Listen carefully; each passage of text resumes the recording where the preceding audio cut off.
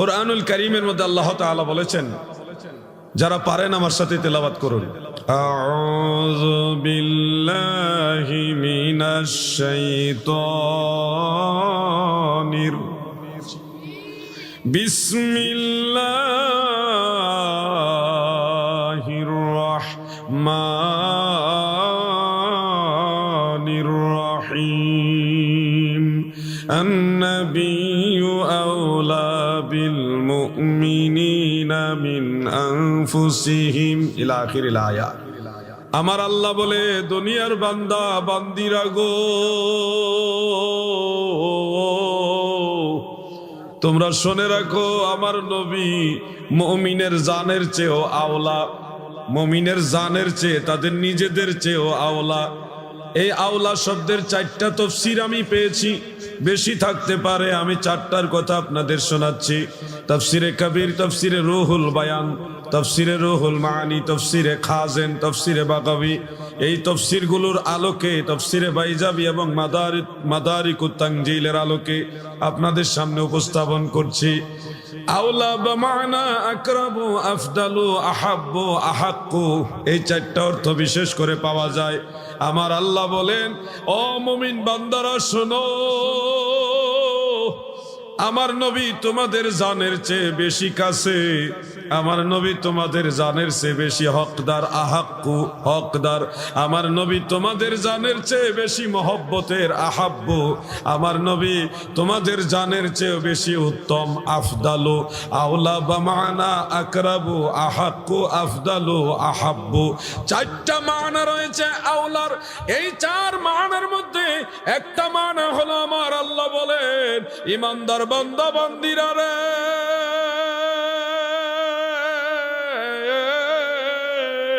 তোমাদের জানের চেয়ে বেশি মহব্বতের জিনিস আমার নবী, তোমাদের জানের চেয়ে বেশি দামি জিনিস আমার নবী, তোমাদের জানের চেয়ে বেশি উত্তম জিনিস আমার নবী, তোমাদের জানের চেয়ে বেশি উত্তম এবং আফজল হলো মদিনাওয়ালা।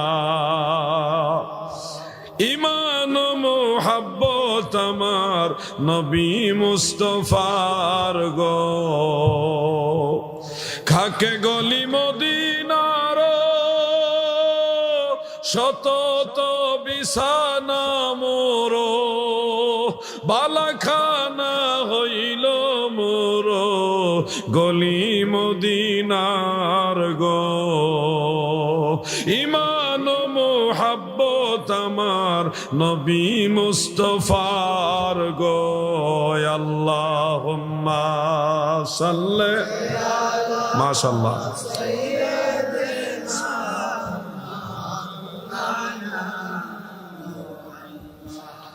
ওয়ালা আলি সাইয়্যিদিনা,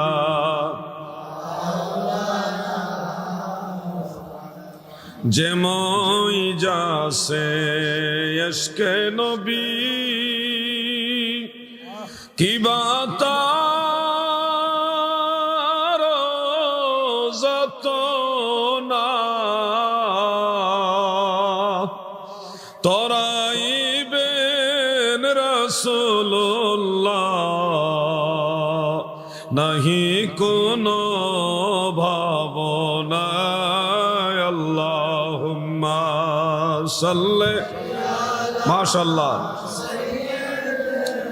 মারহাবা মারহাবা। মুহাম্মদ পড়ো, ওয়া আলা আলি, ঘুমায় না, পড়ো, দুরূদ পড়ো।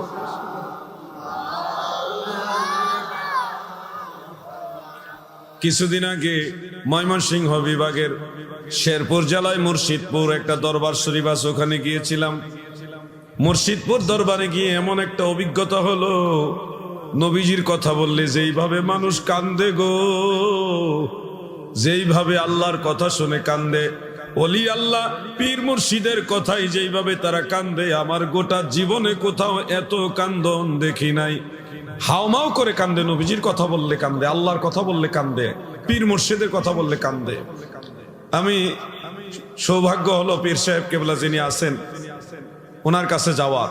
আমি গেলাম, হুজুরের কদম বসি করলাম এবং হুজুর পাক আমাদেরকে সবাইকে উদ্দেশ্য করে একটা নসিহত করলেন। নসিহতটা হলো, উহুদের যুদ্ধে আল্লাহ রসুল সাল্লাল্লাহু আলাইহি সাল্লাম একটা পর্যায়ে, উহুদের যুদ্ধে একটা পর্যায়ে আল্লাহর হাবিব রসুল পাক সাল্লাল্লাহু আলাইহি সাল্লামকে যখন কাফেররা শত শত তীর মারতেছে, একটার পর একটা শত শত বৃষ্টির মতো এসে তীর পড়তেছে, ওই সময় কয়েকজন সাহাবী হযরত আবু কাতাদা সহ আর কয়েকজন সাহাবী তারা কি করলো, রসুল সাল্লাল্লাহু আলাইহি সাল্লামকে এই সম্মুখ ভাগে রেখে পিঠ দিয়া, একজন হলো নবীজিকে সামনে রেখে পিঠ দিয়া এই তীরগুলি ঠেকাইতেছে, আর বাকি সবাই নবীজিকে পিছন দিয়া তারপর সিনার মধ্যে তীরগুলি নিতেছে। একটার পর একটা তীর এসে বুকের মধ্যে, পেটের মধ্যে, মুখের মধ্যে, সারা শরীরে গাঁথতেছে। সবগুলি তীর এসে সাহাবীদের বুকের মধ্যে, সারা অঙ্গে ঢুকতেছে। আর একজন সাহাবী, ওই সাহাবী কি করছে, নবীজিকে সামনে রেখে পিঠের মধ্যে তীরগুলি নিতেছে। এই দৃশ্য দেখে হযরত ওমর রাদিয়াল্লাহু আনহু ওই লোককে বলতেছে, হে অমুক, সবাই তাদের মুখের মধ্যে, বুকের মধ্যে, সম্মুখভাবে পেটের মধ্যে, হাতে পায়ে তীর নিতেছে, তুমি কেন পিঠ দিয়া এই তীর ঠেকাইতেছো? তুমি কি কাপুরুষ যে তুমি পিছন দিক দিয়ে তীর ঠেকাইতেছো? তুমি কি সিনা পেতে নিতে পারো না? ওই সাহাবী হাওমাও করে কেন্দে বলতেছে, ওমর গো, আমি দয়াল নবীর সাথে বেয়াদবি করার জন্য কিংবা কাপুরুষতা দেখাইবার জন্য এরকম করছি না গো।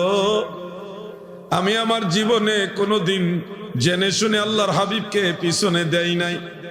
আজকে আমার দয়াল নবী সামনে আছে, জান যায় যাবে, কিন্তু আমি দয়াল নবীকে পিছন দিতে পারবো না। এটা আমার ব্যক্তিগত একটা আদব। দয়াল নবীর ভালোবাসা নিয়ে আমি নবীজিকে সামনে রাইখা যত লক্ষ তীর আসে সমস্ত তীর আমার পিঠের মধ্যে নিব। এই কথা বলে মুর্শিদপুরের হুজুর পাক পীর কেবলা জান উনি হাউমাউ করে কান্দ দিলেন। ওনার কথার মধ্যে কিরকম একটা তাসির, আমরা সবাই চোখের পানিরা আর আটকায় রাখতে পারলাম না, সমস্ত মানুষ কান্দা শুরু করলো। আমি দেখলাম নবী নবী কইরা তারা যে কিভাবে কান্দে। ইবনে মাজাহ শরীফের একটা হাদিস আছে, এক ফোঁটা চোখের পানি যদি আল্লাহর ভয়ে নবীর মহব্বতে আসে, এই এক ফোঁটা চোখের পানি জাহান্নামের আগুনকে নিভিয়ে দিতে পারে। আর এই মানুষগুলি কিভাবে কান্দে, রসুলে পাকের কথা বলে বলে কান্দে, পীরেও কান্দে, মুরিদেও কান্দে। এই কান্নার খেলা যেখানে, এখানে তো আল্লাহর রহমত আছে। এই দৃশ্যটা আমি আমার ব্যতিক্রম ভাবে দেখলাম। প্রিয় ভাই আমার, আল্লাহর নবীকে সাহাবারা এইভাবে ভালোবাসতেন। হযরত আবু কাতাদা রাদিয়াল্লাহু তাআলা আনহু যখন নবীজিকে পিছন দিকে রেখে সিনার ভিতরে তীরগুলি নিচ্ছেন, চতুর্দিকে সাহাবারা বেষ্টনী দিয়া নবীজিকে মাঝখানে রেখে তীরগুলি নিতেছেন, কেউ বল্লম মারতেছে, এগুলি শরীরে গাঁথতেছে। আবু কাতাদা রাদিয়াল্লাহু তাআলা আনহু দেখলেন নবীজি পরিবেশ দৃশ্য দেখার জন্য একটু মাথা মোবারক উঁচু করলেন। আবু কাতাদা বলেন, নবী গো, আপনি মাথা মোবারক উঁচু করবেন না, তীর আসতেছে, আপনার গায়ে আঘাত লাগবে গো নবী। ওগো দয়াল নবী, আপনি মাথা মোবারক উঁচু করবেন না, সাহাবাদের গায়ে শত শত তীর এসে গাঁথতেছে। ওই চিন্তা সাহাবারা না করে আমার দয়াল নবীজির গায়ে যেন তীর না লাগে, এই প্রেমে আমার নবীর সাহাবারা নবীজিকে মাথা উঁচু করতে নিষেধ করে। এটাই হলো রাসূলুল্লাহর মহব্বত। ইমান মোহাব্বত আমার নবী মুস্তাফার গো, খাকে গলি মদিনার শতত বিছানা মোর, বালাখানা হইল মোর গলি মদিনার গো। ইমান মোহাব্বত আমার নবী মুস্তাফার গো। আল্লামা শাইখ আব্দুল হক মুহাদ্দিস দেহলভী রাহমাতুল্লাহ আলাইহি মাদারুজুন নবুওয়াত কিতাবের মধ্যে উল্লেখ করেন, তীর এসে পড়তে পড়তে এক পর্যায়ে হযরতে কাতাদা, আবু কাতাদা রাদিয়াল্লাহু আনহুর চোখের ভিতরে একটা তীর ঢুকে গেছে, সর্বাঙ্গে তীর। ওইগুলা নিয়ে ওনার কোনো টেনশন নাই। আবু কাতাদা বলে, তো তীর পড়ছে, আমার কোনো টেনশন নাই, কারণ আমি আমার নবীর জন্য তীর বুকের মধ্যে নিয়েছি, বাঁচলে বাঁচবো, না বাঁচলে না বাঁচবো। যখন ওনার চোখের মধ্যে তীর ঢুকে গেছে, তিনি আল্লাহর হাবিবের দিকে ঘুরে বলেন, ইয়া রাসূলুল্লাহ, নবী গো, চোখের ভিতরে তীর ঢুকে গেছে গো নবী, কি করব? আমি যদি অন্ধ হয়ে যাই, আমার স্ত্রী সন্তানেরা তারা আমাকে ভালোবাসবে না, ওইরকম পছন্দ করবে না, ওগো নবী আমি কি করব? আল্লাহর হাবিব বলে, আবু কাতাদা রে, তুমি চোখ চাও না পরকাল চাও? আবু কাতাদা বুদ্ধিমান সাহাবী, তিনি বলতেছি, ইয়া রাসূলুল্লাহ, আমি চোখও চাই পরকালও চাই, আমার দুইটাই দরকার। দয়াল নবীজি ওই অবস্থায় মুস্কি হেসে দিলেন, মৃদু হাসি মুবারক দিয়ে বলেন, আবু কাতাদা শোনো, আমার দিকে তাকাও। বলে নবীজির একটু থুতু মুবারক নিয়ে ওই তীর ঢুকে যাওয়া তীর বের করার পরে চোখের মধ্যে থুতু মুবারক লাগায়া রহমতের হাত মুবারক দ্বারা যখন ঘষা দিলেন, বিনা অপারেশনে, বিনা মেডিসিনে এই চোখ আগের মতো ফিটিং হয়ে গেছে। আমার নবীজির সম্মান বাড়াইছে কে? আমার নবীজির হাত মুবারকে পাওয়ার দিছে কে? সেই বিশ্বাস রাখতে হবে। আবু কাতাদা রাদিয়াল্লাহু আনহুর ইন্তেকালের আগ পর্যন্ত এই চোখের জ্যোতি কমে নাই। পাশের চোখের জ্যোতি কমছে, যেই চোখটা নরমাল ছিল ওটার জ্যোতি কমছে, দৃষ্টি শক্তি কমছে, কিন্তু যে চোখটা মদিনাওয়ালার থুতু মুবারক লাগছে ওই চোখের জ্যোতি কমে না। এটা মদিনাওয়ালার মুজিজা, আল্লাহর হাবিবের মুজিজা। সেই নবীজির প্রতি ভালোবাসা যার অন্তরে যত বেশি, তার ঈমানের নূর তত বেশি। যার অন্তরে রাসূলুল্লাহর মহব্বত নাই, সে কখনো ঈমানদার হতে পারে না। কথা ঠিক না বেঠিক? আমরা সেই নবীকে ভালোবাসতে রাজি আছি না নাই? সবাই বলেন আছি না নাই? নারায়ে তাকবীর, জোরে হবে।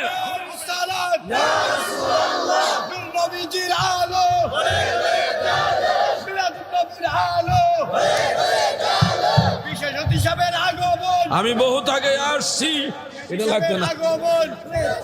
হুজুর আসছে নাকি? জিয়াদি সাহেব, আবু নাসির জিয়াদি উস্তাদ জি আসছেন না? আলহামদুলিল্লাহ, উনি আমার মহব্বতই বলছে আর কি। আমি আগে আসছি তো সবাই মোটামুটি মহব্বত ভালো লাগছে না যে তাকবীর দেওয়াতে? তাকবীর দিলে ইমানি জজবা বাড়ে।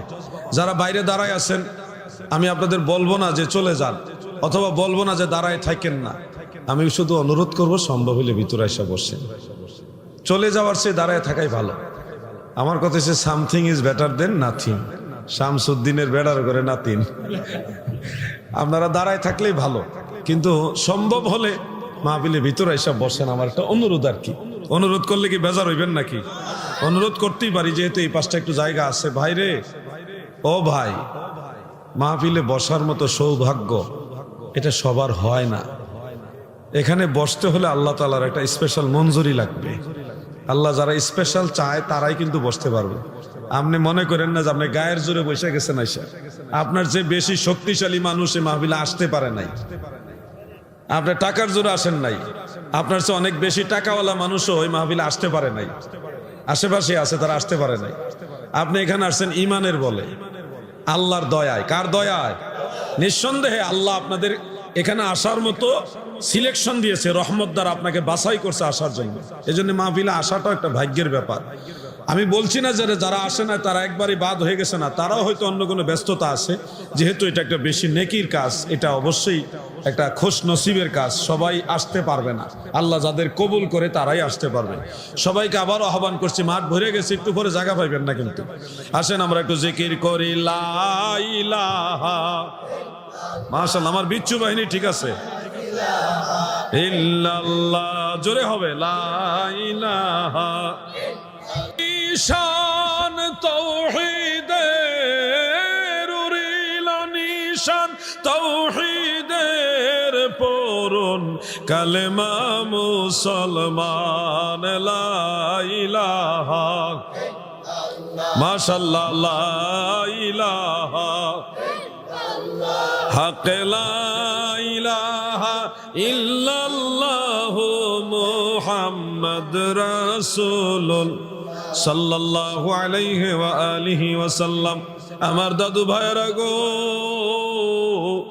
সাহাবায়ে কেরাম যেইভাবে নবীজিকে ভালোবেসেছেন, ওইভাবে আমরা কোনোদিনও নবীজিকে ভালোবাসার শক্তি সামর্থ্য কোনোটাই রাখি না। এই জন্যে সাহাবীদেরকে আল্লাহ বাছাই কইরা নবীজির সাহাবী বানাইছে। ওনাদের মতো আমরা হইতে পারবো না বিদায় আল্লাহ আমাদের দেরিতে পাঠাইছে। সাহাবারা নিজেদের সব কিছুর ঊর্ধ্বে আল্লাহ রসুলকে ভালোবেসেছে, নিজের জীবনের চিন্তা করে নাই। আল্লাহ রসুল আমাদের দয়াল নবী রাহমাতুল লিল আলামিন হুজুরে পুরনূর সাল্লাল্লাহু আলাইহি ওয়াসাল্লাম যখন পর্দা করলেন, ইন্তেকাল শরীফ করলেন, নবীজি সশরীরে জিন্দা রওজা মুবারকে যখন নবীজি দারুল বাকায় চলে গেলেন, তখন হযরতে বিলাল ইবনে রাবাহ রাদিয়াল্লাহু আনহু নবীজির মুয়াজ্জিন, তিনি আমার দয়াল নবীজির খলিফা আমিরুল মুমিনিন হযরত আবু বকর সিদ্দিক রাদিয়াল্লাহু আনহুর কাছে এসে দরখাস্ত জানাইলেন, ইয়া আমিরাল মুমিনিন, মুমিনদের আমির গো, ও আবু বকর সিদ্দিক, আমার বড় ইচ্ছা আমি জিহাদে যাব, আপনি আমাকে অনুমতি দেন, আমি জিহাদে যাইতে চাই। সবেমাত্র দয়াল নবীজি পর্দা করলেন, আবু বকর সিদ্দিক সহ সকল সাহাবারাই নবীজির বিয়োগ ব্যথায় খুবই আন্তরিকভাবে ব্যথিত। এই সময় হযরতে বেলাল নবীজিকে বলতেছে, আমাকে অনুমতি দেন, আমি জিহাদে যাব, আমাকে জিহাদে যাওয়ার পারমিশন দেন। আবু বকর সিদ্দিক বলল, কেন গো বিলাল, নবীজি পর্দা করেছেন, এই সময় তুমি কেন জিহাদে যাইতে চাও? হযরতে বেলাল বলে, আবু বকর, আমি বেলাল আল্লাহর রাসূলের জবানে শুনেছি দয়াল নবীজি বলেছেন একজন মুমিনের জীবনে সবচেয়ে বড় আমল হলো জিহাদু ফি সাবিলিল্লাহ, আল্লাহর রাস্তায় জিহাদ করা একজন মুমিনের জন্য সবচেয়ে বড় আমল। আমি বেলাল আল্লাহর রাসূলের জবান মোবারক এই কথাটা শুনেছি, এই জন্য আমার ইচ্ছা, নবীজি পর্দা করেছেন, আমিও দয়াল নবীজির সেই হুকুম নির্দেশনা বাস্তবায়ন করে জিহাদ করে করে আমিও শাহাদাতের পেয়ালা পান করব, আপনি আমাকে অনুমতি দেন। আবু বকর সিদ্দিক বলে, বিলাল, নবীজি পর্দা করেছেন, এই সময় তুমিও যদি আমার কাছ থেকে চলে যাও, তোমার অনুপস্থিতি আমি সহ্য করে নিতে পারবো না। একদিকে দয়াল নবী ফিজিক্যালি আমার কাছ থেকে পর্দা করেছেন, আর একদিকে তুমি নবীজির মুয়াজ্জিন, তুমিও যদি চলে যাও, আমি আবু বকর কাকে নিয়ে মদিনায় থাকবো? আমি তো সহ্য করতে পারবো না, তোমার অনুপস্থিতিটা আমার কষ্টের কারণ হবে। বেলাল, আমি আমিরুল মুমিনিন হিসেবে তোমাকে নির্দেশ দিলাম, তুমি আমার কাছেই থাকবে। সুবহানাল্লাহ। হযরতে বেলাল কোন উপায় না দেখে তিনি মদিনা শরীফে অবস্থান করলেন। তাবাকাতুল কুবরা কিতাবের মধ্যে ইমাম মুহাম্মদ ইবনে সাদ রাহমাতুল্লাহ আলাইহি তিনি এই হাদিসটা উল্লেখ করেছেন। আমি যেভাবে বলেছি এইভাবেই ওই কিতাবে উল্লেখ রয়েছে। এমনকি ইমাম যাহাবী রাহমাতুল্লাহ আলাইহি সিয়ারু আলামিন নুবালার মধ্যেও এইভাবেই ঘটনাটা উল্লেখ করেছেন। মনে রাখবেন, এখানে আবার ভিন্নভাবে কথাটা আসতে পারে। নবীজি পর্দা করেছেন, হযরত বেলাল নাকি বলতেছে, আবু বকর আমাকে বিদায় দাও, আমি মদিনায় থাকতে পারবো না, আমি চলে যাব। আবু বকর বলছে, বেলাল কেন থাকবা না? বেলাল প্রতি উত্তরে বলতেছে, আবু বকর তোমরা আমার নবীকে ছাড়া থাকতে পারো, নবীজির পিছনে নামাজ না পড়ে থাকতে পারো, নবীজির রওজা মোবারক দেখে তোমরা সহ্য করতে পারো, আমি বেলাল পারবো না। কথাগুলি খুবই হৃদয় বিদারক বটে, কিন্তু এইভাবে বেলাল বলেন নাই। বেলাল রাদিয়াল্লাহু আনহু এইভাবে কথা বলতেও পারে না, কারণ যদি বলা হয় আবু বকর তুমি আমার নবীজি সারা নামাজ পড়তে পারো, নবীজির রওজা মোবারক দেখে তোমরা টিকে থাকতে পারো, আমি পারবো না, তার মানে বোঝা যায় আবু বকর, হযরত উমর, হযরত উসমান, হযরত আলী রাদিয়াল্লাহু আনহুম ওনাদের চাইতে বেশি আশেক হলো হযরত বেলাল। অন্য সাহাবীদের ছোট করা হয় কখনোই না, সব সাহাবারাই নবীজির আশেক, সমস্ত সাহাবারাই নবীজির আশেক, কোনো সন্দেহ নাই। কিন্তু ওই ধরনের কথাটা হযরত বেলাল সিদ্দিক আকবরকে বলবে, ফারুক আজমকে বলবে, মাওলা আলীকে বলবে, ওসমান জুন্নুরাইনকে বলবো, এইভাবে কথাটা যায় না। অরিজিনাল ঘটনা হলো বেলাল রাদিয়াল্লাহু আনহু বলেছিলেন, হে আবু বকর আমাকে অনুমতি দেন, আমি জিহাদে যাব। আবু বকর বলছিল, না, একদিকে নবীজি পর্দা করেছেন, আরেকদিকে তুমি যদি আমাকে ছেড়ে চলে যাও, আমি কিভাবে থাকবো? সিদ্দিক আকবর রাদিয়াল্লাহু আনহু ওনাকে রেখে দিলেন। বাজলুল মাজহুদ ফি হাল্লে আবি দাউদের মধ্যে উল্লেখ, বাজলুল মাজহুদ ফি হাল্লে আবি দাউদ ওই কিতাবের মধ্যে উল্লেখ রয়েছে, হযরত বিলাল রাদিয়াল্লাহু তাআলা আনহু তিনি আবু বকর সিদ্দিক রাদিয়াল্লাহু আনহুর খেলাফতের প্রায় 2 বছর যাবত মদিনাতে ছিলেন। 2 বছর আজান দিয়েছেন, বলেন মারহাবা। 2 বছর তিনি আজান দিয়েছেন মদিনায়, নবীজির পর্দা নেওয়ার পরেও। কয় বছর? এটা প্রমাণিত, হাদিস দ্বারা প্রমাণিত। প্রিয় ভাই আমার, 2 বছর পরে, প্রায় 2 বছর পরে হযরত আবু বকর সিদ্দিক রাদিয়াল্লাহু আনহু যখন ইন্তেকাল হয়ে গেলেন, এরপরে খলিফা হলো হযরত ওমর ফারুক রাদিয়াল্লাহু আনহু। হযরত ওমর যখন খেলাফতের মাসনদে বসলেন, হযরত বিলাল রাদিয়াল্লাহু আনহু হযরত ওমরের কাছে গিয়ে বললেন, ইয়া আমিরাল মুমিনিন ওমর ইবনুল খাত্তাব, হে ওমর, আপনি আমাকে অনুমতি দেন, আমি জিহাদে যেতে চাই। বলেন কোথায় যেতে চায়?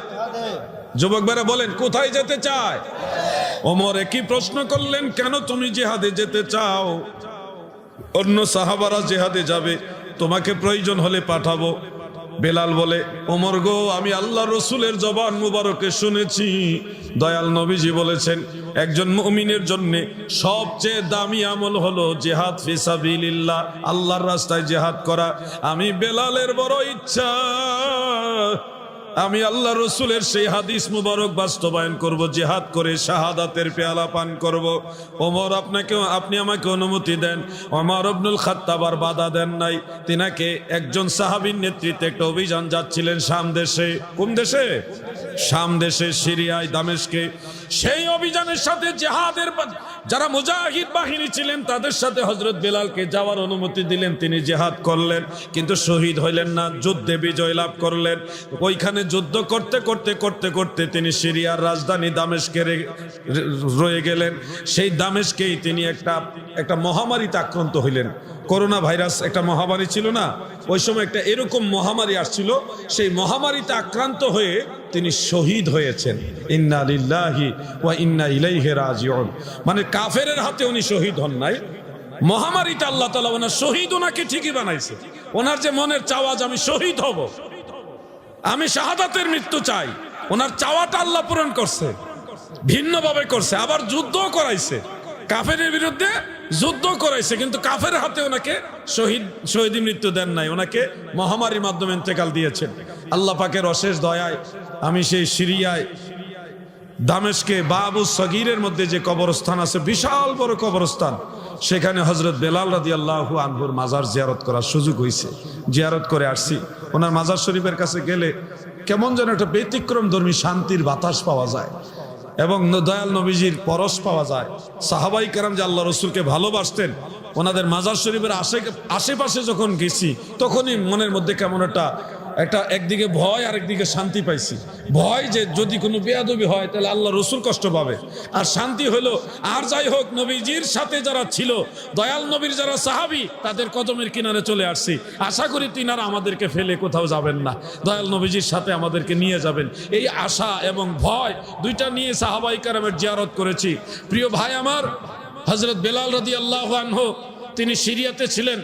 সিরিয়া মানে শাম দেশটা অনেক বড়, জর্ডান, সিরিয়া, দামেস্ক এবং এইদিকে এই একটা বিশাল অংশ মিলে হলো শাম দেশ। এখন জর্ডান আলাদা হয়েছে, সিরিয়া হয়েছে আলাদা। হযরত উমরের জামানায় বাইতুল মুকাদ্দাস বিজয় হয়েছিল। বাইতুল মুকাদ্দাস, মসজিদুল আকসা হযরত উমর রাদিয়াল্লাহু আনহুর জামানায় বিজয় হয়েছিল। ওই সময় হযরত উমরের সাথে হযরত বেলাল রাদিয়াল্লাহু আনহু সেই বিজয়ের সময় মসজিদুল আকসা গিয়েছিলেন। ওই দিনও হযরত উমরের অনুরোধে হযরত বেলাল আজান দিয়েছিলেন। এর মাঝে বেলাল রাদিয়াল্লাহু আনহু শাহাদাত বরণের পূর্বে একদিন বিছানার মধ্যে ঘুমিয়ে আছেন। তারিখ ইবনে আসাকিরের মধ্যে যাইয়েদ সনদে হাদিসটা উল্লেখ রয়েছে। স্বপ্নের ভিতরে আল্লাহর হাবিব যাইয়া বিলালকে বললেন, বেলাল গো, মা হাযিহি যাফওয়াতু ইয়া বিলাল, এটা কেমন জুলুম করছো বিলাল আমার, এটা কেমন জুলুম করছো? এখনো কি তোমার আমি রাসূলুল্লাহর জিয়ারতের সময় হয়নি? তুমি কি এখনো আমার জিয়ারতে আসবে না? হযরত বিলালকে স্বপ্নে যুগে আল্লাহ রাসূল যে এই কথাগুলি বললেন, বিলাল রাদিয়াল্লাহু আনহু ঘুম ভাঙ্গার পরে জাগ্রত হয়ে আর বিলম্ব করলেন না, সাথে সাথে সিরিয়া থেকে শাম দেশ থেকে বাহনের উপরে উঠে হযরতে বেলাল রাদিয়াল্লাহু আনহু তিনি তাৎক্ষণিক মদিনা শরীফের উদ্দেশ্যে রওনা দিলেন। মদিনায় রওজা মুবারকের কিনারে এসে তিনি কপাল মুবারক ঘেঁষায় ঘেঁষায় কেঁদেছেন, আমার নবীজিকে সালাতু সালাম দিয়েছেন। ইতিমধ্যে অনেক সাহাবারা জড়ো হয়ে গেছে, এমনকি অনেকে অনুরোধ করতেছে, বেলাল অনেক দিন পরে মদিনায় আসছেন, আমাদের বড় মনে চায় আপনার আজান শুনতে। আপনার আজান আমার দয়াল নবীজি শুনেছে, আপনার আজান সমস্ত মদিনাবাসী শুনেছে। বহুদিন হয় বেলাল আপনার আজানের আওয়াজ আমরা শুনতে পাচ্ছি না, বেলাল আপনি যদি আজান দেন।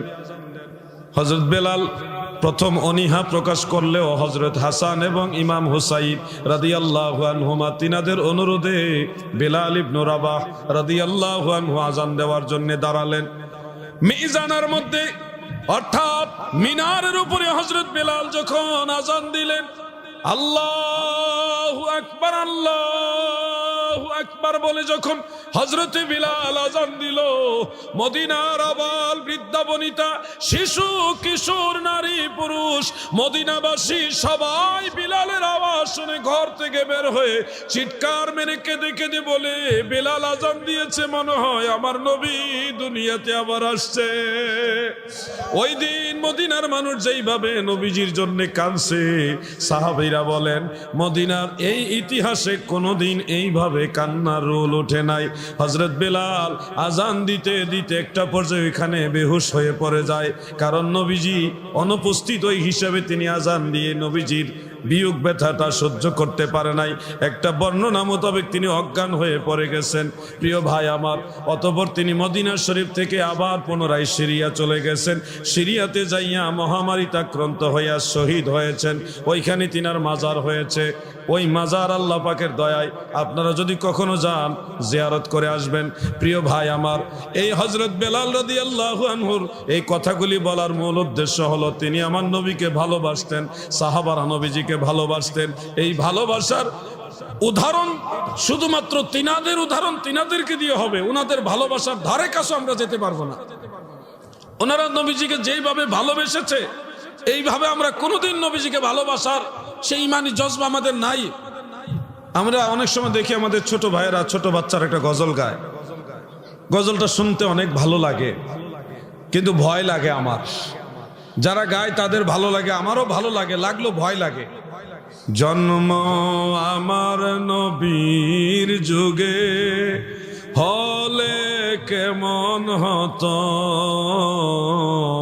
জন্ম আমার নবীর যুগে হলে কেমন হতো। গজলটা বড় সুন্দর, কিন্তু আমার ভয় লাগে কেন? নবীজির জামানায় যদি আমার জন্ম হইতো, যেইভাবে নবীকে ভালোবাসার কথা, যেভাবে তাজিম করার কথা, হয়তো আমি ওইভাবে করতে পারতাম না, তখন তো আমার সর্বনাশ হয়ে যেত। এই জন্য আল্লাহ তাআলার কাছে এটুকু শুকরিয়া আদায় করে আল্লাহ আপনার হাবিবের উম্মত বানাইছেন, এটাই আমার অনেক বড় নসিবের ব্যাপার। রসুলের মজলিসে বসে যে আদব দেখানো দরকার, ওই আদব হয়তো আমরা দেখাইতে পারতাম না। এই জন্য আল্লাহ হয়তো আমাদেরকে একটু দেরিতে পাঠাইছে। দেরিতে পাঠা, কিন্তু ওই নবীর উম্মত বানাইছে। তো কি বলেন আপনারা? এটুকুতে আমরা সন্তুষ্ট। রসুলের মজলিসের যে আদব, সে আদব রক্ষা করা আমাদের সবার দ্বারা সম্ভব হইতো? দেখেন না, আমাদের অনেক বাইরে বাইরে দাঁড়ায় আছে, তারাও তো মুসলমান, তাই না? আমরা বারবার ডাকতেছি, তো আসতে বসতে দেখা গেছে ইতস্তবোধ করতেছেন, বা অনেক কর্মব্যস্ততাও আছে এনাদের, ভালো লাগছে একটু দাঁড়াইছে। হ্যাঁ, আবার চলে গেছে। চলে যাওয়া বা দাঁড়ায় থাকা কোনো গুনার কাজ না, এটাও একটা উৎসাহজনক কাজ। কিন্তু আল্লাহ রসুলের জামানায় যদি এই মানুষগুলি থাকতো আর নবীজি নসিহত পথ প্রদান করতেছেন, আর ওনারা যদি এইভাবে দূরে দাঁড়ায় থাকতো, তাহলে তো ওনারা পরিপূর্ণ রসুলের পাকের ফায়েজটা পাইতেন না। তাহলে এই যে দেখেন, জন্ম আমার নবীর যুগে হলে কেমন হতো। আপনি যদি নবীর জামানায় এইভাবে আদব প্রদর্শন না করতেন, তাহলে তো আপনার আমও যাইতো, সালাও যাইতো। এই জন্য আল্লাহ বুঝে শুনে দেরিতে পাঠাইছে। এই জামানায় ভুল ত্রুটি করলেও নবীজি আপনারা আল্লাহর কাছে মাফ চাওয়াইয়া আমরা একটা কিনার করাইয়া নিব, এই আশাটা আছে আমরা। কি বলেন আপনারা? আমার দয়াল নবী বিনে গো আপন বলতে কেহ নাই সংসারে, আমার দয়াল নবী বিনে গো আপন বলতে কেহ নাই।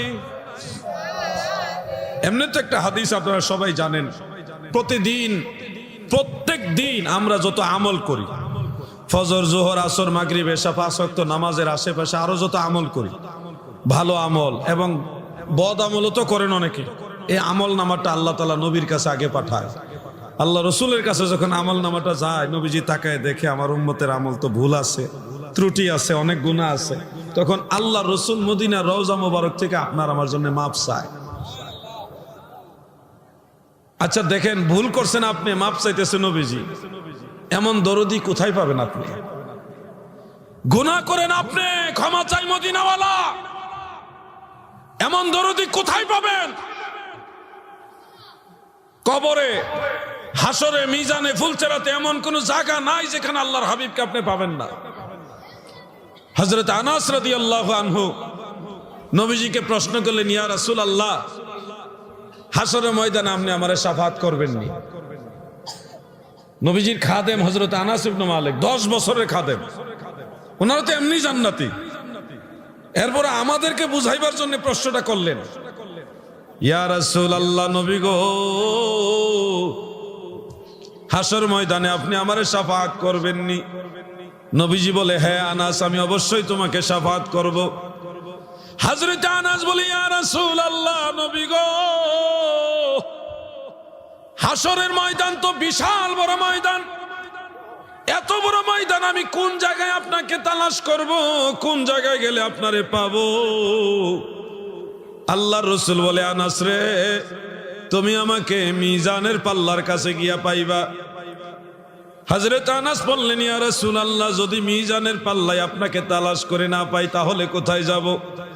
আল্লাহর নবী বলে, আনাস রে, আমাকে ফুলসিরাতের কিনারে পাইবা। হযরত আনাস বলে, ইয়া রাসূলুল্লাহ, ফুলসিরাতের কিনারেও যদি আপনাকে তালাশ করে না পাই কোথায় যাইব? আল্লাহর নবী বলে, আমাকে হাউজে কাউসারের কিনারে পাইবা। তবে আনাস, তুমি জেনে রেখো, এই যে মিজানের পাল্লা, ফুলসিরাত, হাউজে কাউসার, এই 3টা জায়গার কোনো একটা জায়গা সম্পর্কে আমি রাসূলুল্লাহ গাফেল থাকবো না, মানে এই 3টা জায়গা আমি অল টাইম খেয়াল রাখবো। আমার নবী গুনাহগারের দরদি, সেই নবীর মহব্বতে একজন শায়ের, একজন আশেক গজল গাইছে, আশা করি আপনারা ওটা পারেন, না পারলে আমার সাথে গাইবেন।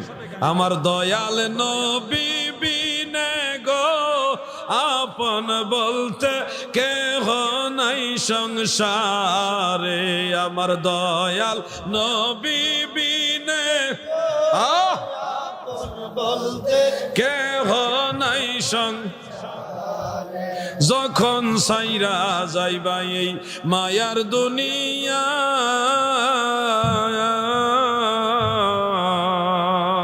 কবরেতে আপন বলতে কাউকে পাইবা না। আমার নূরের নবী দিবেন দেখা, দয়াল নবী দিবেন দেখা, তরাইবেন হাসরে, আপন বলতে কেহ নাই সংসারে, আমার দয়াল নবী বিনে গো আপন বলতে কেহ সংসারে। আমার দাদু ভাইরা গো, হাউজে কাউসারটা এমন একটা জায়গা, এটা একটা ঘুমাকে একটু দূরে শুয়ে পড়েন, আপনি জোরে পড়বেন, আল্লাহুম্মা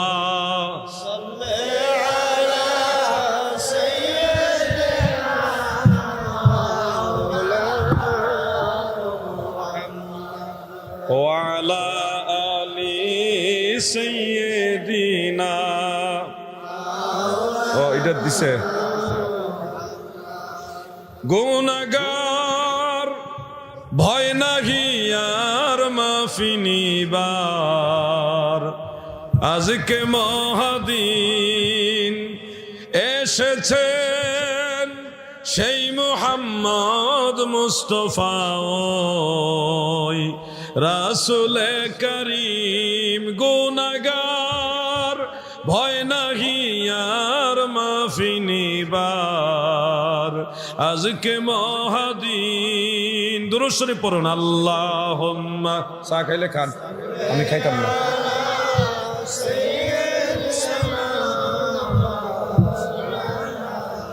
মুহাম্মদ ওয়া আলা আলি সাইয়্যিদিনা।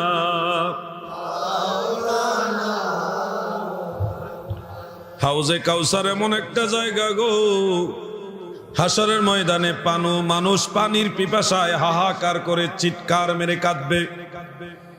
মাথার উপরে সূর্য এনে দেবে, জমিনটা তাপে এই দুনিয়ার আগুন যত এর চেয়ে ভয়ানক হয়ে যাবে। এমন ভয়ানক জমিন, কিয়ামতের ভয়ঙ্কর বিভীষিকাময় মহাপ্রলয়ঙ্কারী এই মহাপ্রলয় এমন এক কিয়ামত, এটা হলো যত গ্রহ উপগ্রহ এগুলি ভেঙ্গে চুরমার হয়ে যাবে, তছনছ হয়ে যাবে, পাহাড়গুলি তুলার মতো উড়বে, সব ফিনিশ হয়ে ধ্বংস হয়ে বিশাল একটা জমিন হবে। ওই জমিনের কালার সম্পর্কে, রং সম্পর্কে আল্লাহর রাসূল বলেছেন, একটা আটার রুটি চিনেননি? আটার রুটি, আটা দিয়া রুটি বানাইয়া তাওয়ার মধ্যে বা কড়াইয়ের মধ্যে যখন আপনি তাপ দিবেন, দেওয়ার পর এটার যে একটা কালার হয়, আল্লাহর নবী বলেছেন গোটা জমিনের কালার হবে এই রঙের। এই হবে হাসরের ময়দানে, মানে একটা ইয়ার মতো, আটার রুটির মতো, এই রুটির কালারের মতো হবে হাসরের ময়দান। সবগুলি মানুষ মাটির নিচ থেকে, কবর থেকে উঠবে। ও আমার ভাই বন্ধুরা গো, হাসর ময়দান এমন এক ভয়ানক ময়দান, মাথার উপরে সূর্য দিয়ে দিবে, মানুষের পায়ের নিচে গরম, মাথার উপরে সূর্য, মগজগুলি টকবক টকবক করে ভাতের মারের মতো উতলাবে, কিন্তু মানুষের মৃত্যু হবে না। মৃত্যু শুধুমাত্র একবার। মৃত্যু কয়বার? একবার। মরার পরে আর মরা নাই রে, একবারই মরতে হয়, মরার পরে আর কোনোদিন মৃত্যু নাই। মরে যাওয়ার পরে যতই আযাব হবে, কষ্ট হবে, কিন্তু আর মৃত্যু হবে না। শোনো হে খাদুরাইলের নবীর প্রেমিকারা, মন দিয়ে শোনো, সেদিন মানুষ পিপাসায় হাহাকার করবে, চিৎকার করে কাঁদবে, কোনো পানি থাকবে না। পানি বলতে কোনো জিনিস সেখানে পাবেন না। এই কষ্টের মাঝে হঠাৎ হাসরবাসী সমস্ত হাসর ময়দানের মানুষগুলি দেখবে বিশাল বড় একটা হাউস, হাউস মানে পানির একটা বিশাল সাগর, একটা দিঘি, বিশাল বড় একটা দিঘি হাউস। এই দিঘি হাসর ময়দান আল্লাহ তাআলা ভাসায় দিবেন। ভাসায় দেওয়ার পরে ফেরেশতাদের মাধ্যমে এলান করাবেন, এটা হলো হাউজে কাউসার। এই কাউসারের পানি মুমিন বান্দা ব্যতীত কেউ পান করতে পারবে না।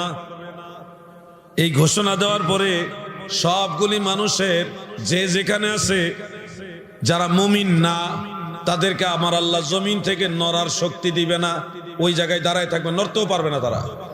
আর যারা মুমিন বান্দা, তারা তো অনেকে আছে গুনাহ, সামান্য গুনাহ খাতা করছে, করার কারণে তারা পিপাসার্ত, পানি পান করতে চাইতেছে। এই মানুষগুলিকে আল্লাহ চলার শক্তি দিবে। এমনকি একদল ফেরেশতা গোটা হাসর ময়দানে থাকবে, তাদের দায়িত্ব হলো ইমানদার বান্দারা যখন হাউজে কাউসারের পানি পান করতে চাইবে, তারা রাস্তাটা ক্লিয়ার করে করে হাউজে কাউসারের কিনারে নিয়ে আসবে। গোটা হাসর ময়দানে যত ইমানদার মুমিন বান্দা আছে, তারা পানি পান করার জন্য হাউজে কাউসারের দিকে আসবে, আর ফেরেশতারা রাস্তা ক্লিয়ার করে দিবে। কাউসারের কিনারে এসে দেখবে জান্নাতি চুল মুবারক, কাঁধ মুবারক ছুঁয়ে ছুঁয়ে যায়, এবং জান্নাতি সিল্কি নূরানি চুল মুবারক, জান্নাতি দাড়ি মুবারক, আমার দয়াল নবীজির নূরানি চেহারা মুবারক। এত সুন্দর নবী গো, আমার নূরের নবী, আমার মায়ার নবী, দয়ার নবী, হাউজে কাউসারের কিনারে জান্নাতের পেয়ালা হাতে নিয়া উম্মতের মুখে কাউসারের পানি পান করাইবার জন্য দাঁড়ায় আছে। এই জন্যে একটা গজল মনে পড়ছে, আশা করি আপনারাও পারেন। আমাদের ব্রাহ্মণবাড়িয়াতে এটা ব্যাপক বলা হয়। সালাতু সালাম জানাই, দুরুদ সালাম জানাই আপনার উপরে নবী গো, আমরা গুনাহ কোরআনে শুনেছি আমি,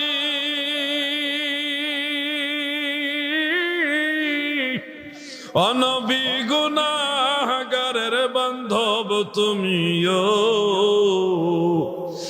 পিলায় কাউসারের পানি ময়দানে হাসরে, নবী পিলায় কাউসারের ময়দানে হাসরে, নবী গো আমরা গুনাহগারে বলুন সালাতু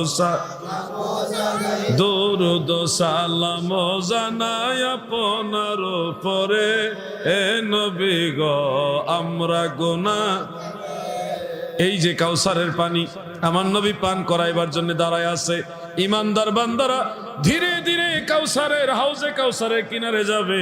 আমার আল্লাহ আমার নবীকে এমন এক বিশেষ ক্ষমতা দান করেছেন, একই সময়ে কোটি কোটি কোটি কোটি উম্মতের মুখে কাউসারের পানি পান করাইয়া দিবে। কোনো ঠেলা ধাক্কা লাগবে না, সিরিয়াল ধরা লাগবে না। রহমতের নবী রাহমাতুল লিল আলামিন নবী রহমতের হাত মুবারক দিয়া জান্নাতি পেয়ালা দিয়া উম্মতের মুখে কাউসারের পানি পান করাইয়া দিবে। ওই কাউসারের পানি একবার যে পান করবে, জান্নাতে যাওয়ার আগ পর্যন্ত দ্বিতীয়বার আর কোনোদিন পিপাসা লাগবে না।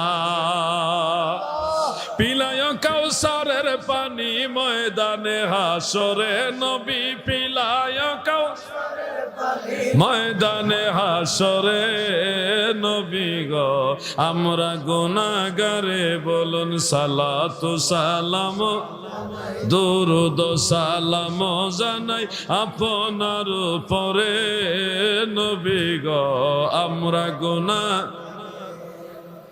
নবী তুমি তো আল্লাহর বন্ধু,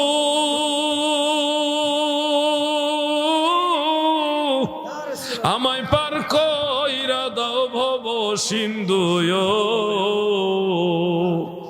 করবা না কর দয়া মহিমা তোমার, নবী করবা না কর দয়া মহিমা তোমার, নবী গো আমরা গুনাহগারে বলুন সালাতু সালাম জানাই দরুদ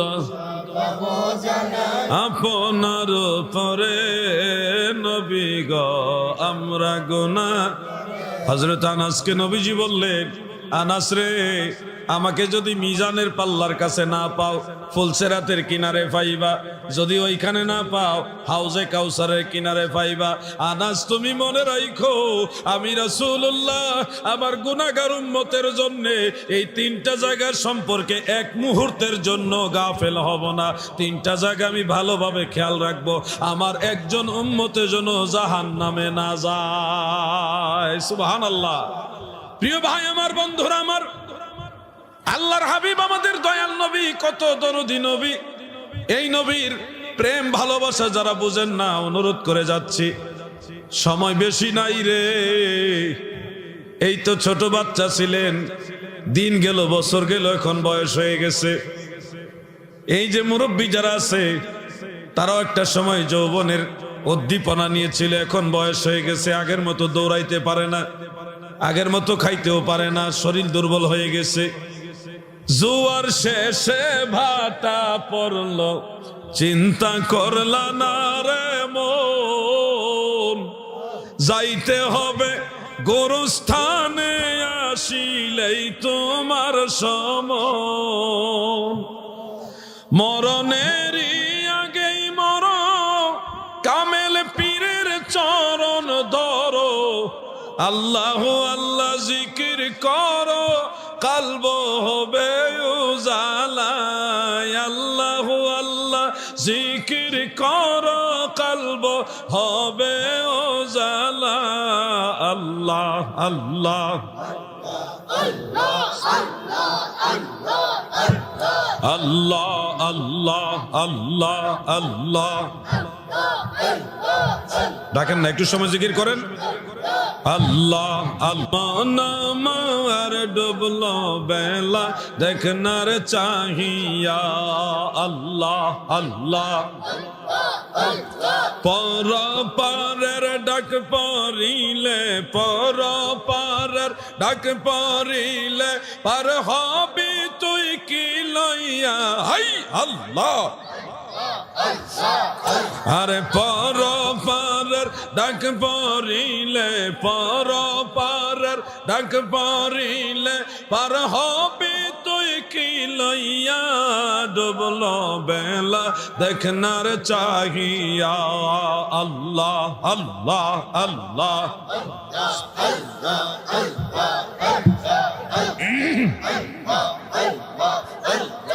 অবুঝ মনরে ডুবল বেলা দেখনার চাহিয়া আল্লাহ আল্লাহ আল্লাহ আল্লাহ মাশাআল্লাহ মাশাআল্লাহ নবীর কালেমা নামাজ রোজা পথের সম্বল করিয়া সামনে চলো মুমিন ভাইরে আল্লাহ আল্লাহ বলিয়া রে আল্লাহ আল্লাহ বলিয়া আল্লাহ আল্লাহ মারহাবা মারহাবা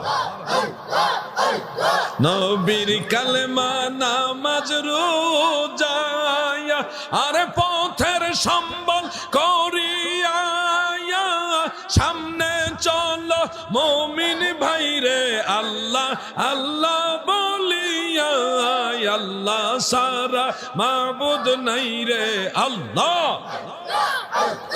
আল্লাহ সারা মাবুদ নাই রে দেখছনি মন ভাবিয়া ডুবল বেলা দেখনা চাহিয়া আল্লাহ আল্লাহ আল্লাহ আল্লাহ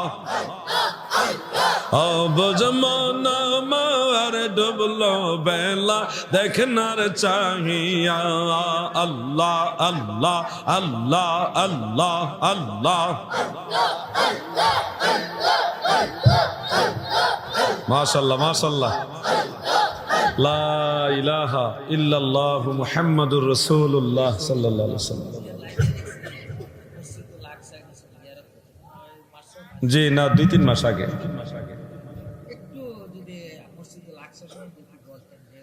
আচ্ছা হ আসলে মসজিদুল আকসায় গেছিলাম, আল্লাহ আমারে যাওয়ার তৌফিক দিছে, সুযোগ করে দিছে, এই জন্য যাইতে পারছি। মসজিদুল আকসা পৃথিবীর প্রথম কেবলা, মুসলমানদের প্রথম কেবলা, যে মসজিদের কথা কোরআন শরীফের মধ্যে আল্লাহ নিজে উল্লেখ করছে। সুবহানাল্লাযী আসরা বিআবদিহি লাইলাম মিনাল মাসজিদিল হারামি ইলাল মাসজিদিল আকসা ইলা আখির। মসজিদ আকসার কথা আল্লাহ নিজে উল্লেখ করছে। এই মসজিদ আকসাটা বানাইছে হলো হযরত আদম আলাইহিস সালাম। গোড়ার থেকে কথাটা বলি, পৃথিবীর প্রথম ঘর হলো বাইতুল্লাহ শরীফ, কাবা ঘর। এই ঘরও বানাইছে হযরত আদম আলাইহিস সালাম। কাবা ঘর বানাইছে হযরত আদম আলাইহিস সালাম। বুখারী শরীফের মধ্যে উল্লেখ, কাবা ঘর বানাইবার 40 বছর পরে হযরত আদম আলাইহিস সালাম মসজিদুল আকসা বানাইছে। কত বছর পরে? 40 বছর পরে। অর্থাৎ পৃথিবীর দ্বিতীয় ঘর হলো মসজিদুল আকসা।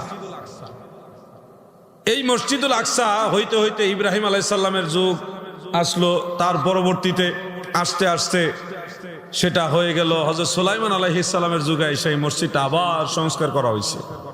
জিন জাতি দিয়া পৃথিবীর বিভিন্ন প্রান্ত থেকে বিশাল বড় বড় পাথর সংগ্রহ করে মসজিদ তৈরি করা হয়েছিল জিনদের দ্বারা।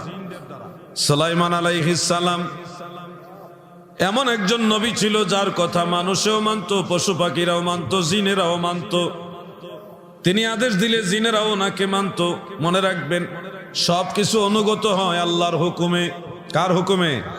আল্লাহর হুকুমে। মানুষ, আমরা একটা ছোট্ট প্রাণী, আমাদের অনুগত করে দিছে বিশাল বড় একটা গরুরে।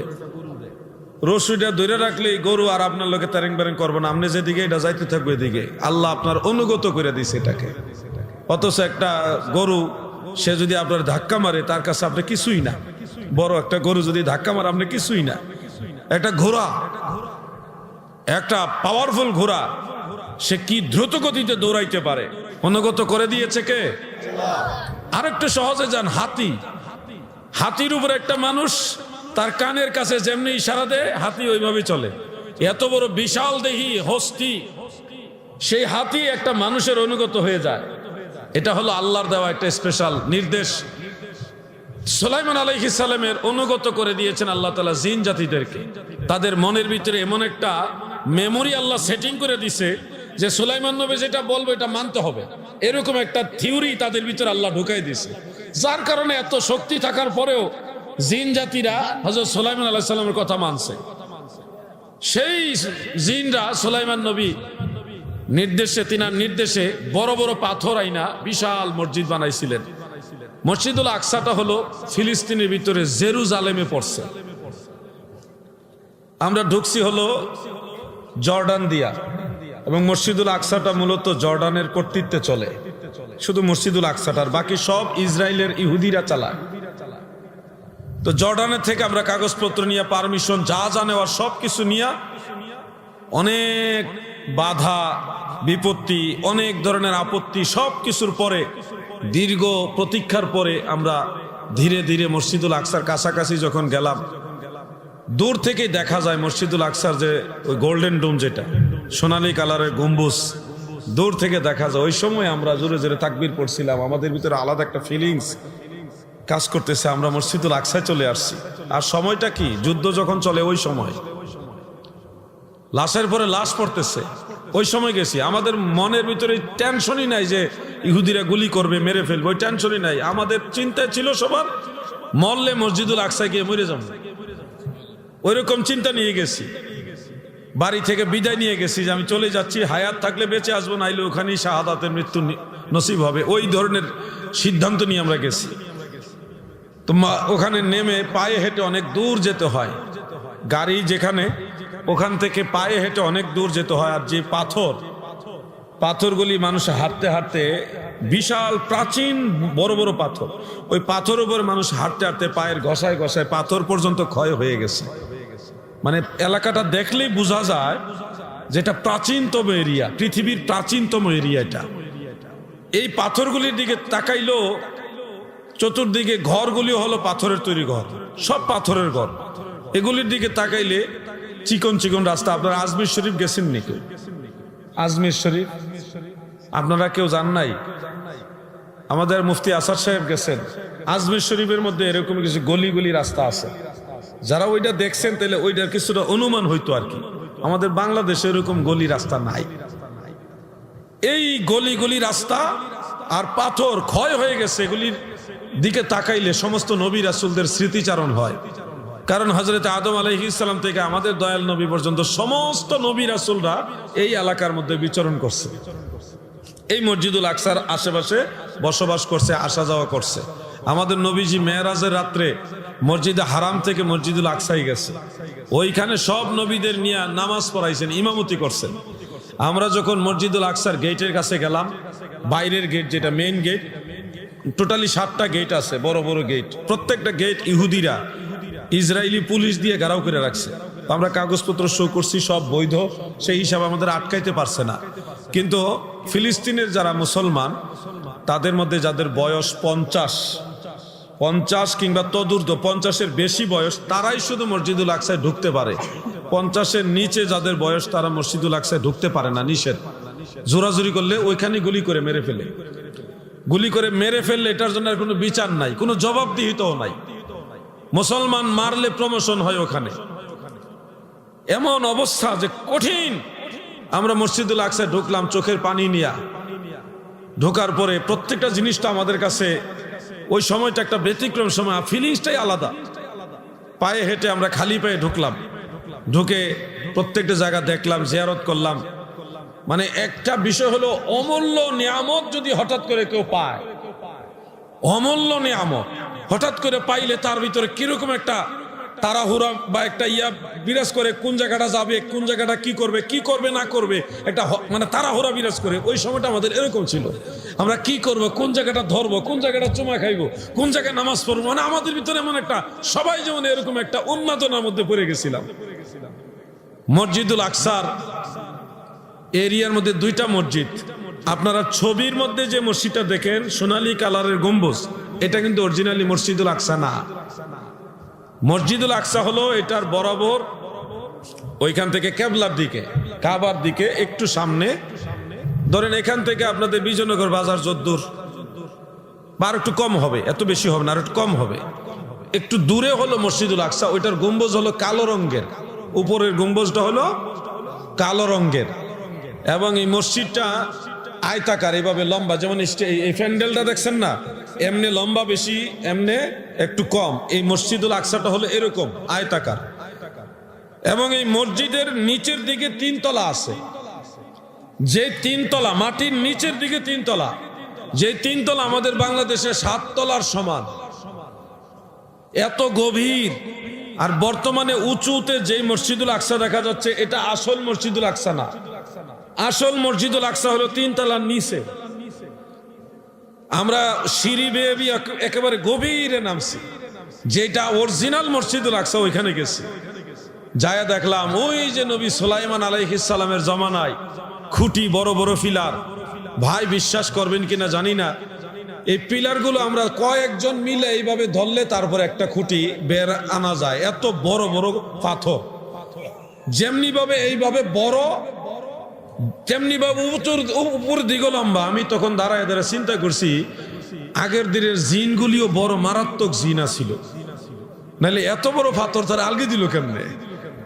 জিনের মধ্যে বেজুইত্যা জিন ছিল, ছোটখাটো, আমরা বাঙালি সাইজের জিন না, এটি ফিলিস্তিনের সাইজের জিন ছিল আগের যুগের। নাহলে এত বড় পাথরটা আনলো কেমনে? এটা চিন্তার বিষয় না। আমি দাঁড়ায় খালি চিন্তা করি জিনের আল্লাহ কেমন পাওয়ার দিছে। এই পাথর দিয়া বড় বড় খুঁটিগুলি, এগুলি সংস্কার করে করে রাখা হয়েছে। এখন মসজিদটা মূলত ওই খুঁটিগুলির উপরে প্রতিষ্ঠিত না, এটার চতুর্দিকে আবার খুঁটি তৈরি করা হয়েছে। হ্যাঁ, কইতাছি, সিরিয়াল আইতাছে। মসজিদুল আকসার যে খুঁটিগুলোর চতুর্দিকে আলাদা আলাদা খুঁটি তৈরি করা হয়েছে নতুন, পরবর্তীতে ওই খুঁটিগুলির উপরেই হলো এখন বর্তমানে মসজিদুল আকসা দাঁড়ায় রয়েছে। পুরাতন খুঁটিগুলো জাস্ট তাবাররুকান, বরকতান, এগুলি রাখা হয়েছে সংস্কার করে, যেন মুসলমানরা বরকত নিতে পারে, ইসলামের ইতিহাসটা যেন মানুষ বুঝতে পারে। এমনকি ইব্রাহিম আলাইহিস সালামের জামানায় যে খুঁটি, ওই খুঁটি পর্যন্ত এখনো আছে। এই মসজিদুল আকসায় যেই জায়গায় আল্লাহ রসুল সাল্লাল্লাহু আলাইহি সাল্লাম মেরাজ রজনীতে গিয়ে ইমামতি করছে দাঁড়ায়া, ওই জায়গার উপর একটা গম্বুজ আছে, গম্বুজের বরাবর নিচে হলো আল্লাহ রসুল সাল্লাল্লাহু আলাইহি সাল্লাম দাঁড়ায় ইমামতি করছিলেন। সমস্ত নবীরা মুসল্লি হয়েছিল। সুবহানাল্লাহ। নবী তুমি ইমামুল আম্বিয়া, তোমার জন্যই বানায়াছে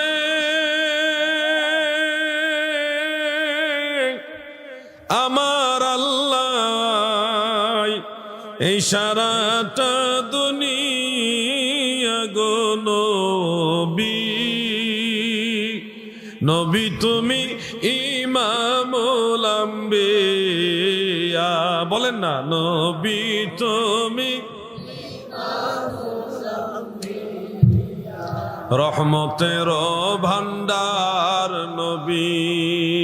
আরে এই গজলগুলি আগের দিনে চলতো বেশি।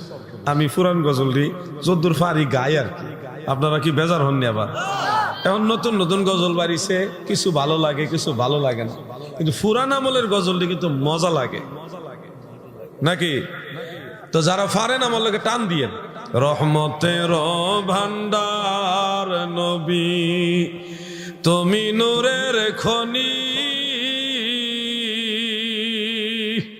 নবীদের নবী তুমি গো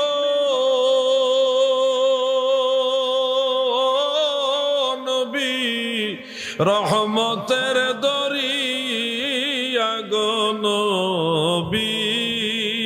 নবী তুমি ইমামুল আম্বিয়া, নবী তুমি ইমামুল আম্বিয়া। পুলসেরাতের ঘাটে নবী থাকিবেন দাঁড়াইয়া, এই পাপি তাপি উম্মতের গো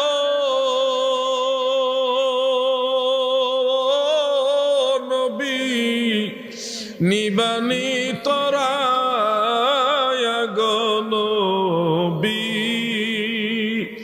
নবী তুমি ইমামুল আম্বিয়া, নবী তুমি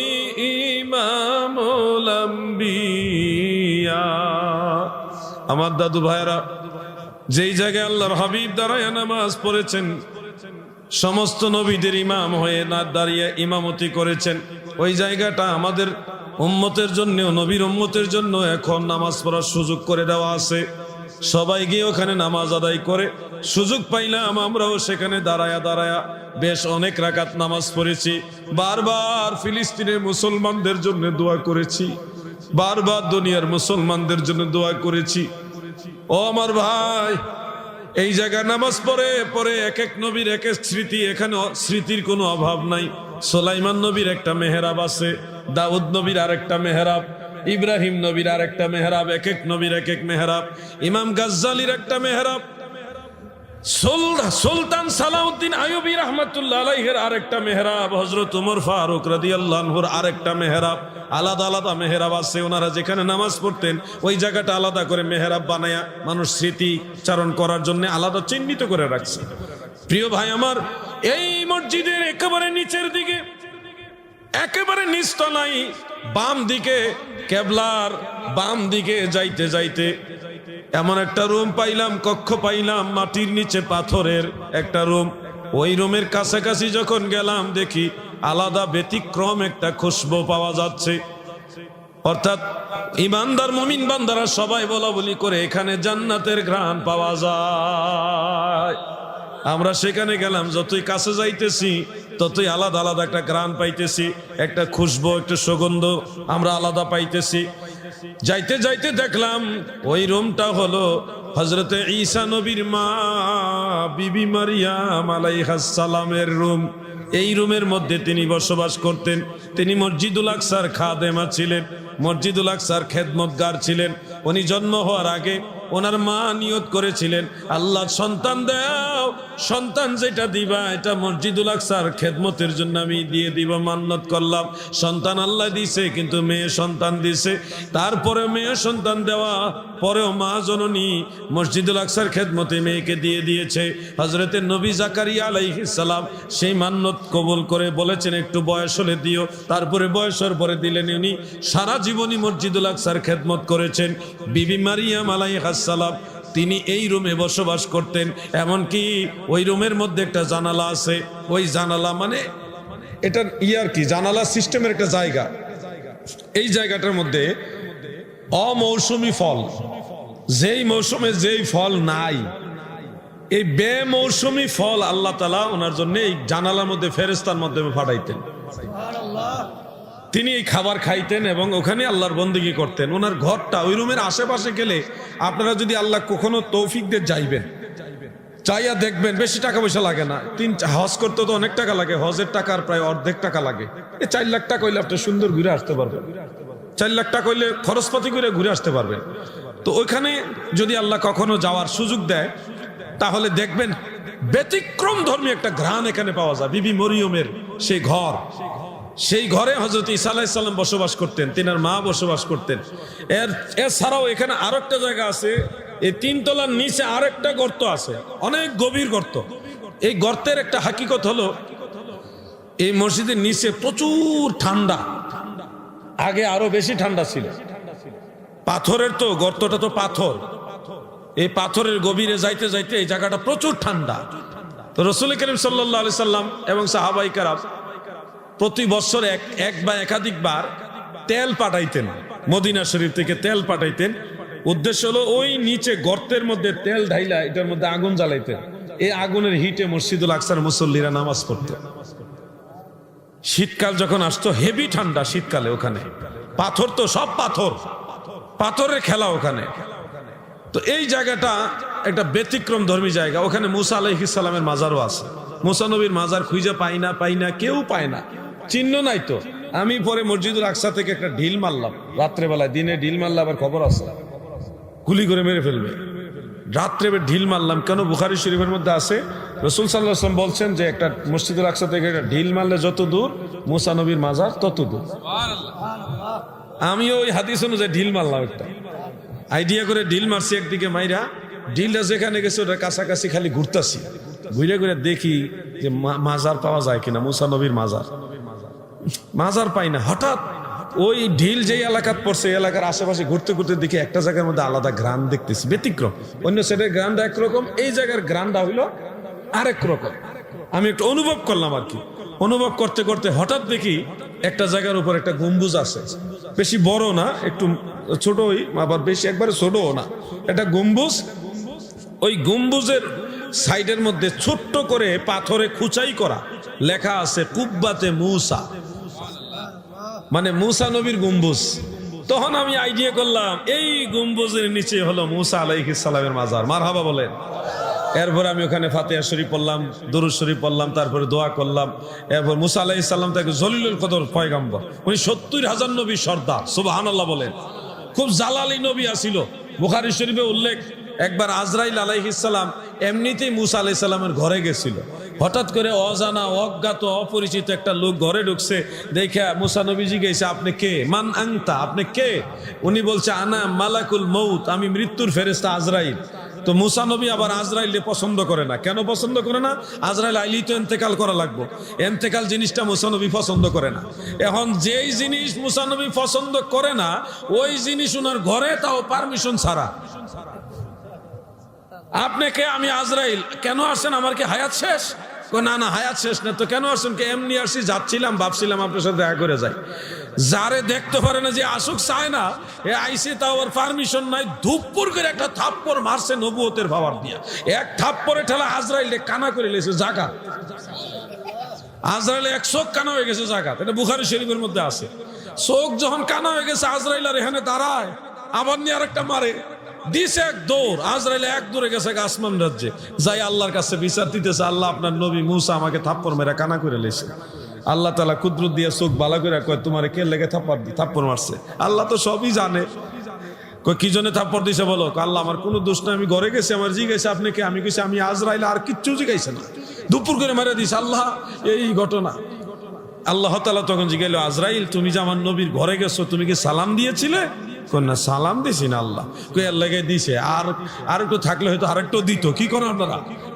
সালাম না দিয়ে একজন নবীর ঘরে ঢুকে গেছে। আর যে এমন নবী, যেই নবী আজরাইলে যাও এটা পছন্দ করে না, সেই মূসা নবী, ইনি খুব জালালি নবী। ওনার মাজার শরীফ জিয়ারত করছি। আপনারা সাফেন না? আপনারা এই যে মাঝখানে খালি জায়গাটা, একটু জায়গা, এখানে মনে পানি আছে নাকি? পানি আসেনি তো কি? এই জায়গাটা কি কোন সমস্যা? এই জায়গাটা তাইলে আপনারা আসেন না, আসেন না। পিছনে ওই কোনার বাইরে একটু এদিকে চাপলে মানুষ আয়া ঘুরে গেলে আমি দেখতেছি, তো তাও আটটাছে আর যাইতেছে গা, মানে জায়গা নাই বহার, কি করব? তা আপনারাও বইছেন এমন কায়দা কইরা যে এইদিকে একটু সাইপা গেলে আরেকজন ভাই বইলে আপনার অসুবিধা রাখি, জায়গাটা কি নেয় গায় না? আপনারা একটু সাইপা বনের দিকে, ওই যে আরেকজন জায়গা, এই সুযোগ পেয়েছি জায়গা, দৌড় দেন, দৌড় দেন। আপনারা বসে যান, যারা দাঁড়ায় আছেন বসেন, সবাই বসেন, বসেন, বসেন। ভাই বসেন, বাইরে যারা আছেন ভিতরে আসেন। কি তুমি খারাপ হয়েছো গেলে বসো, সবাই বসেন। তাবারক নাই তো আজকে, লেগে মনে হয় নাকি? তাবারক নাই নাকি? আরে তাবারক থাকলে ঠিকই জায়গাটা দখল করে বইলিল সামনে দিয়া, যে আগে দা বইলে আগে পাবো। এক লোক বিয়া বাইত গেছে, গিয়া সে একখানে বইছে, বইয়া চিন্তা করতেছে এই দুয়ার দা খাউন্ডা আগে লইব না হে দুয়ার দা আনবো। তো একটা দুয়ারের কাছে বইছে, বইয়া চিন্তা করে যদি এই দুয়ারটা নাই না হেদিকে আনে, তাহলে তো আমি ফিসে ঘুরে যাবো। হে উঠতে আবার ঘুরে হে দুয়ারের কাছে গিয়ে বইছে, বর ভরে দেহে খানাটা এই দুয়ারটা আনছে। এ চিন্তা করে আই হাই এটা কি তা করলাম, আগে যে হান আসলাম একটু ভালো আসলাম। তো তাবারক থাকলে ঠিকই, কিন্তু সবাই আগে আগে সামনে দিয়ে বইলে নিলে। তো আইসে যাই বইছেন, আলহামদুলিল্লাহ এখন ভাল লাগে, দেখছেন না জায়গাটা ফিলা বইছে, ভাল লাগে। আপনারা সবাই বসছেন, আমি আর 5-7 মিনিটের মধ্যে, একেবারে সর্বোচ্চ 10 মিনিটের মধ্যে আলোচনা ইতি টেনে দিব। এরপরে যিনি আলোচনা করবেন আমার উস্তাদ, আমার হাদি, আমার 7 রাজার ধন। আমি অন্তরে, দিলে, মনে, প্রাণে বিশ্বাস করি তিনি একজন আল্লাহর ওলি, জিন্দা ওলি। কারণ আপনারা অলি আল্লাহ চিনেন না, অনেকেই চিনেন না। অনেকে মনে করেন অলি আল্লাহ মনে কেমন দেখতে, আসলে অলি আল্লাহ কাছে থাকতে আপনারা চিনেন না। সত্যিকারে অলি আল্লাহ যদি তালাশ করে দেখতে চান, আল্লামা আবু নাসির জিহাদি সাহেব হুজুরের দিকে তাকাবেন। ওনার ভিতরে যে ফরহেজগারিতা, তাকওয়া, আমল, আখলাক, আকীদা, আমল, সব দিকে এরকম একজন দ্বিতীয় ব্যক্তি বাংলাদেশে অবশ্যই আছে, কিন্তু আমার নজরে পড়ে না। হুজুরের মতো আমি আরেকজন এরকম ফরহেজগার ব্যক্তি, আমলওয়ালা, যার প্রতিটা কথার মধ্যে তাসির। আমি আমার জীবনটা কিন্তু মাদ্রাসা লাইনে ছিল না, আমার জীবনটা ছিল স্কুল কলেজ লাইনে। সেই স্কুল কলেজ থেকে আমাকে হুজুর আল্লামা জিহাদি সাহেব হুজুর আমাদের বাড়ি থেকে আমার আব্বা জানের কাছ থেকে চাইয়া বলছে আপনার ছেলেটা আমার দিয়ে দেন। হুজুর আমারে নিয়ে আসলো, এক কাপড়ে আমি হুজুরের সাথে চলে গেছি। সিলেট নিয়ে মাদ্রাসায় ভর্তি করছে, পরে মাদ্রাসায় লেখাপড়া হুজুরই করাইছে। আমি যা শিখছি আলিফ বা তা সব হুজুরে শিখাইছে আমারে। এবং আমি জিহাদি সাহেব হুজুরের কাছ থেকে যত আকীদা শিখা সব আমি লাইনে লাইনে অক্ষর অক্ষরে হুজুরের কাছ থেকে শিখছি। এবং আমলের ব্যাপারে এখনো যদি কোনো জায়গায় খটকা লাগে, ফেস লাগে, আমি হুজুরকে জিজ্ঞাসা করি। কারণ আমার হুজুর, আমার জিহাদি সাহেব হুজুর আমার দুনিয়ারও বান্ধব, আখেরাতের বান্ধব। আমার এমন একজন অভিভাবক গার্জিয়ান আমি পেয়েছি যে আমার দুনিয়া তো আর টেনশন নাই, আখেরাতেও কোনো টেনশন আমি করি না। এরকম একজন অভিভাবক গার্জিয়ান আমি পাইছি। তো আপনাদেরকে বলবো, হুজুর আলোচনা করবেন, মনোযোগ দিয়ে শুনবেন।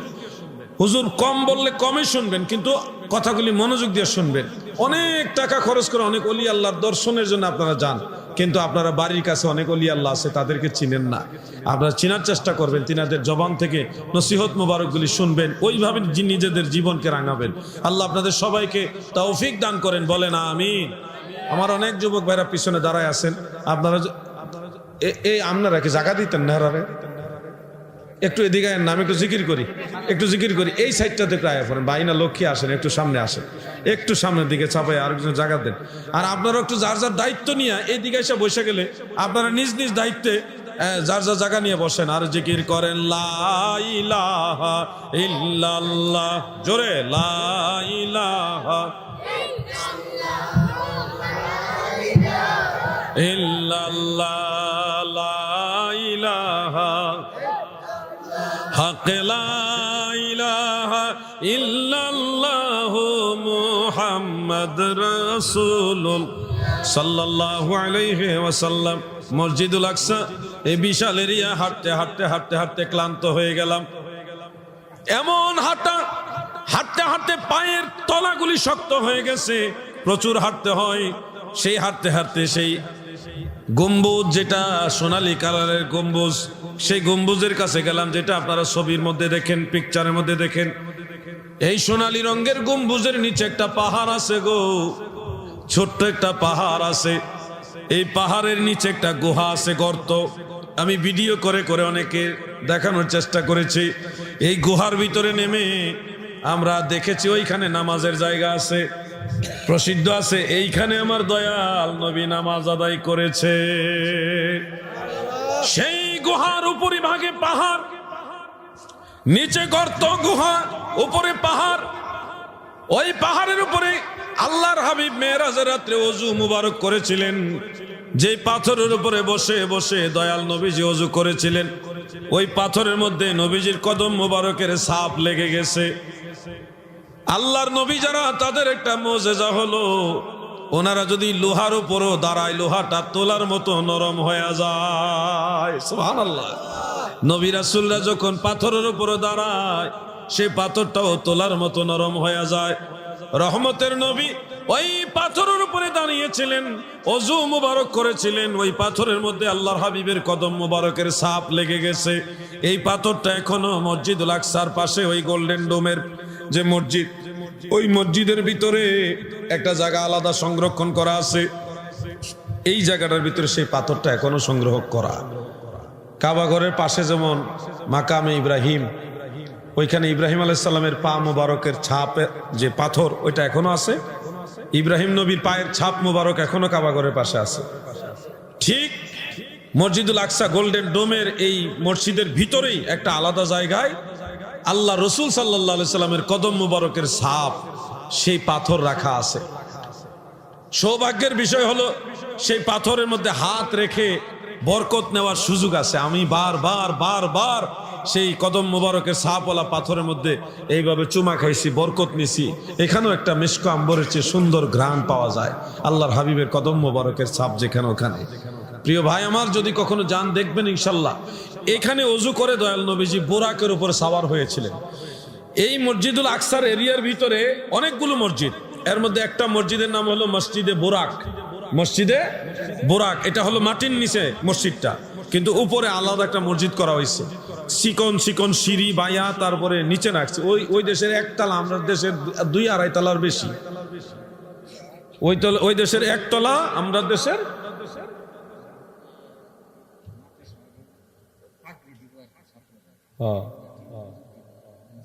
জি জি।